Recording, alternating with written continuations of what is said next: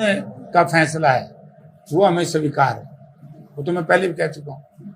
लेकिन इस तरह का उदाहरण मैंने पहली बार देखा है कि जीतने वाला उम्मीदवार सत्ताधारी दल, जिसने चलो चुनाव के पोलिंग के दौरान तो आप सबको पता है कितने अवैध गलत हथकंडे अपनाए, वो भी हमने स्वीकार किए, चलो ये गलत तरीके पे चल रहे हैं, 24 में लोग इनको देखेंगे।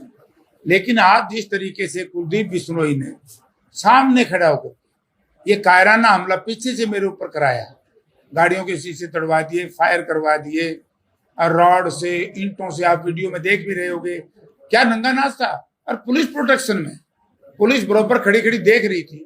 तो इससे मुझे ऐसा लगता है कि भाजपा ने, कुलदीप बिश्नोई ने प्रजातंत्र में विश्वास नहीं रहा है। अगर प्रजातंत्र में विश्वास होता, ये जीते हुए लोग थे, हम पर हमला क्यों किया?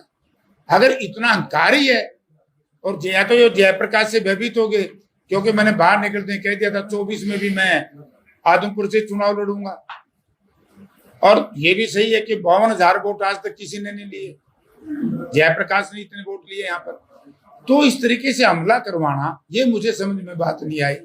तो इससे मुझे ऐसा लगता है, या तो वैसे तो ये जिस तरीके की कायराना बात करता, आज पहली बार नहीं हुआ, हमेशा सामने से कुलदीप ने कभी वार नहीं किया, पीछे से किया है। चाहे राज्यसभा का चुनाव हो, वो भी गद्दारी का काम था, पीछे से हमला किया पार्टी के ऊपर, आज जयप्रकाश के ऊपर हमला करवाया। तो मेरी बात इसकी है कि अगर कुलदीप बिश्नोई में इतना अहंकार है, या तो वो एक तारीख रख दे, आदमपुर में जाऊंगा, उसकी दुकान के सामने जाऊंगा और किसी को साथ लेकर के जाऊंगा, अकेला जाऊंगा, और वो अपना परिवार को बुला ले। इतना घमंड है तो उनका घमंड तोड़ दूंगा।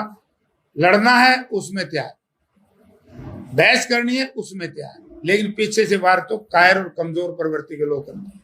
सर, इस मामले की शिकायत पुलिस को दी गई? दे दी, पुलिस को मैंने वीडियो भी दे दी जिसमें फायर हो रहे हैं, जिसमें लाठियों से हमारी गाड़ियों के ऊपर हमला हो रहे हैं, आपको देख भी लिया होगा, आप खुद भी मौके पे थे, ईंट पत्थर से हमले हो रहे हैं। और बताओ क्या क्या हमला होगा? वो तो मैं बाहर निकल गया, उस वक्त बाहर निकला जब गाड़ियों में चारों तरफ से ईंट पत्थर मारने, रोड मारने शुरू कर दी, तब मैं बाहर निकला और ये FIR की कॉपी मैंने डलवा दी। और एक कुलदीप बिश्नोई कहते हैं कांग्रेस पार्टी के लोगों ने जानबूझ करके करा, ये नाम है, मैं गिनाना चाहता हूं। सुभाष टांडा बोडिया गांव का है, शिवांश बिश्नोई इसका रिश्तेदार है, क्रिमिनल है, लड़की के अपहरण के मामले में FIR दर्ज है। राकेश सोनोवात्माराम, सुरेंद्र जादूदा इसी की जाति का, आजादनगर में रहता है। मुकेश जादूदा इसी की जाति का है। किशोर फुलचानी इसी की जाति का, सुनील फुलचानी इसी की जाति का, संतलाल जादूदा इसी की जाति का, सुंदर फुलचानी इसी की जाति का, विकास बिश्नोई इसी की जाति का। मतलब जितने भी ये लोग हैं, कुलदीप बिश्नोई कहते हैं कांग्रेसी हैं, ये तो इसके रिश्तेदार हैं। इससे बड़ा प्रूफ मैं क्या दूंगा? ये नाम मैंने मेरी मर्जी से नहीं लिखवाए, ये नाम जो वीडियो में हमारे साथियों ने पहचाने हैं, जो पत्थर मारते हुए दिखाई दे रहे हैं, फायर करते हुए दिखाई दे रहे हैं, लाठी मारते हुए दिखाई दे रहे हैं, उन लोगों के नाम। तो इसलिए कुलदीप बिश्नोई कानून से बचने के लिए कांग्रेस को दोषी ठहराता है। तो सरकारी तंत्र को लेकर क्या कहोगे? सरकारी तंत्र का तो मिसयूज हो रहा है, पुलिस को उसी वक्त वो गिरफ्तार करने चाहिए। मैं मेंबर पार्लियामेंट हूँ 3 बार का, मैं केंद्र में मंत्री रहा हूँ, 2 बार मैं MLA रहा हूँ। तो इस तरह का हमला हो और पुलिस प्रोटेक्ट ना कर पाए तो शर्म आनी चाहिए पुलिस को। ये तो पुलिस की जिम्मेवारी थी, मेरी जिम्मेवारी थोड़ी थी। केवल मुझे 2 गनमैन दिए। मैंने पहले भी पुलिस को कहा था कि भाई इन बड़े चौधरियों से मेरे पुराने झगड़े हैं, और आज वो सारे चौधरी इकट्ठे भी हो गए, तो मेरी जान का खतरा तो बहुत पहले से है। 96 से लेकर के आज तक इन्होंने हमेशा ही मेरे ऊपर वार किए। 96 में नरवाना में भी मेरे ऊपर एक परिवार ने लग गया था, वो परिवार भी आज इसी परिवार के साथ जुड़ रहा है। यानी कि इन बड़े चौधरियों को, तीनों परिवारों को, बड़ों को हरियाणा के JP से सिवाय कुछ दिखाई नहीं देता। और ये JP को समाप्त करके क्या हरियाणा प्रदेश में कहीं घूम पाएंगे? तो एक सर अंतिम सवाल, आपने जो गांव चौपत्थर गांव थे, कई गांव में काफी मार्जिन लिया है पहले के मुकाबले, तो काफी मेहनत की थी आपने, क्या कहें? मेहनत की थी, मेहनत का फल हमें मिला है। चलो लोग सरकारी तंत्र में आ गए, पंचायतों के चुनाव घोषित कर दिए, लोगों ने वोट ट्रांसफर कर लिए, मैं उस बात में नहीं जानता। प्रजातंत्र है, लोग कैसे कैसे वोट लेते, क्यों प्रलोभन, मैं उसमें भी जानता।